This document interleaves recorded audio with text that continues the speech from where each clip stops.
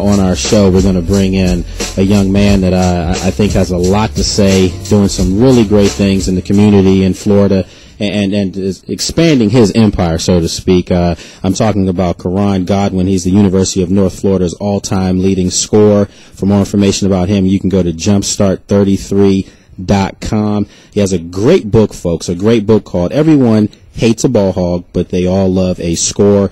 Let's welcome him on the show. What's up, Karan? How you doing, man? Lake, thanks for having me. No problem, no problem. Now, this is a book that a lot of our listeners are going to be interested in. Tell our listening audience, where can they find your book right now? Well, my book can be found at Amazon.com.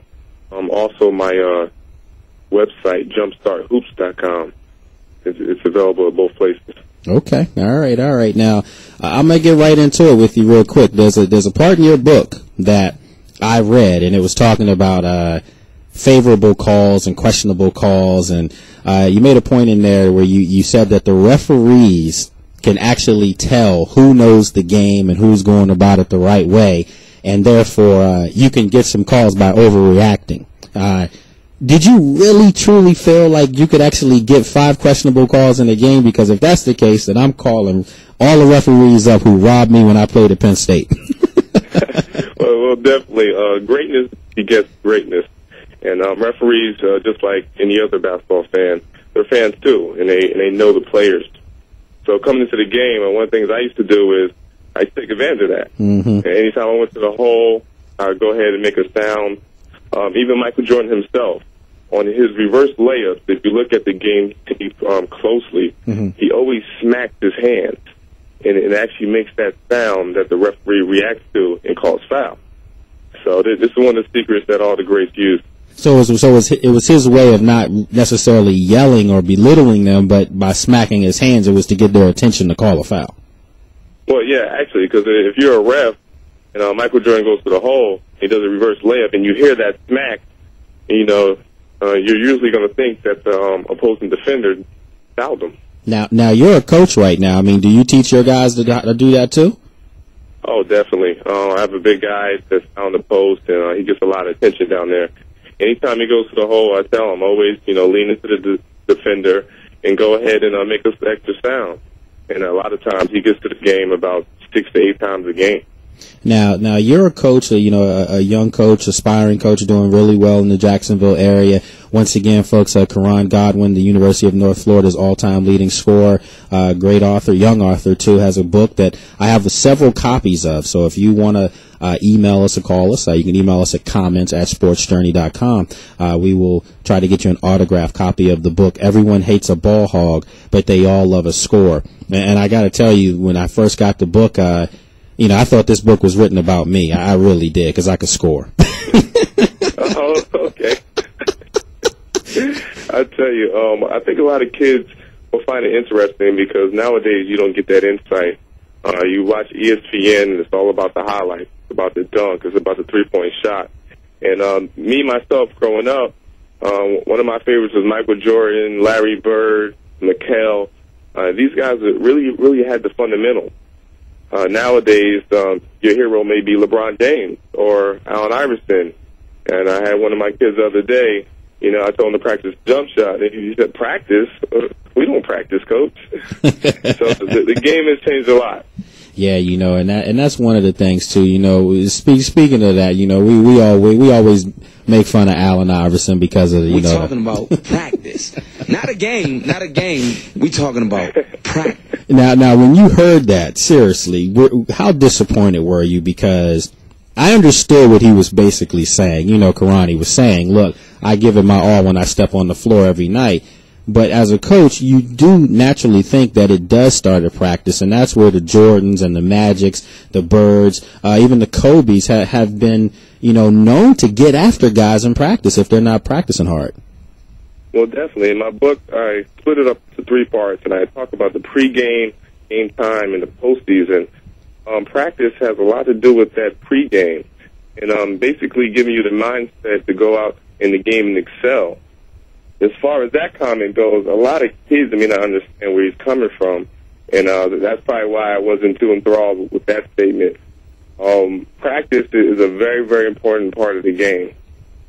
Yeah, I mean, people are going to say, well, look at him. He's a 10-time All-Star. He's starting this year again.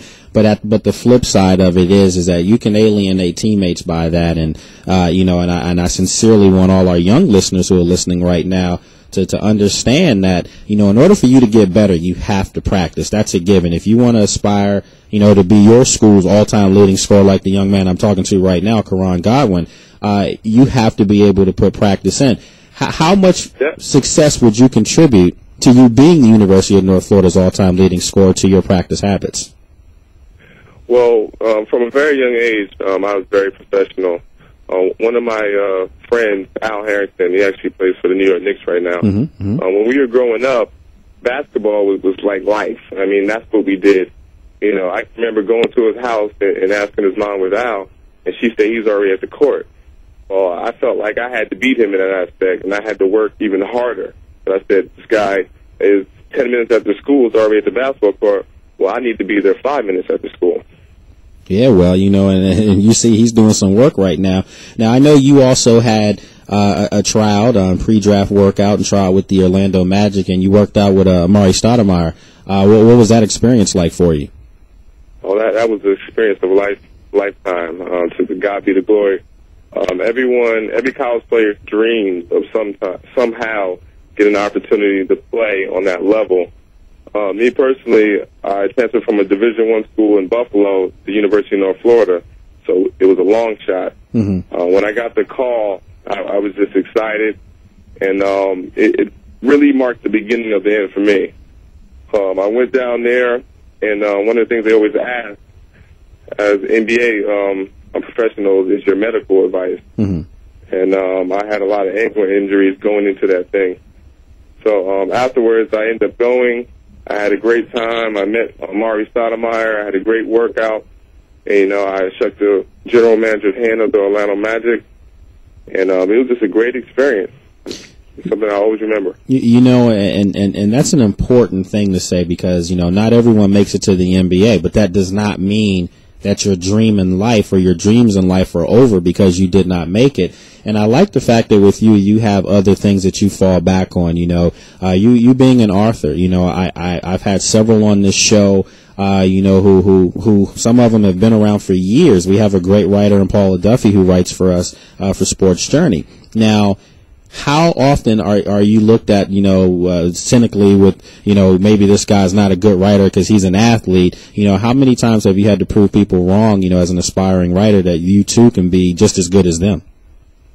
Well, whenever you're talking about writing and books, to me, you're talking about perspective. And in the game of basketball, people want to know exactly what you've been through. I know a lot of the NBA players, they make a whole lot of money, and they don't have to write books. They don't have to do instructional videos that you'll find on my site. So people are looking for perspective. Okay, you did it. Well, how did you do it? So I think my book is unique in the fact that I'm telling you exactly how I became successful. I'm telling you my mind frame during the game and after the game. Well, folks, right now I'm talking with Coach Karan Godwin. You can go to his website at jumpstart33.com, and you can see some of the great basketball training videos that he has. And he breaks down some of his own game footage to show you how things were done so that he's not preaching to the choir, but he can show you how he dropped a bucket on someone. So, I think that's something that will vindicate you to a lot of people. Now when you talk about the book, what inspired you to write this book? Everyone has different things that happen in their lifetime, but when did you say to yourself, hey, I think I can, reach people by writing a book to really help them understand, how to go about the game the right way?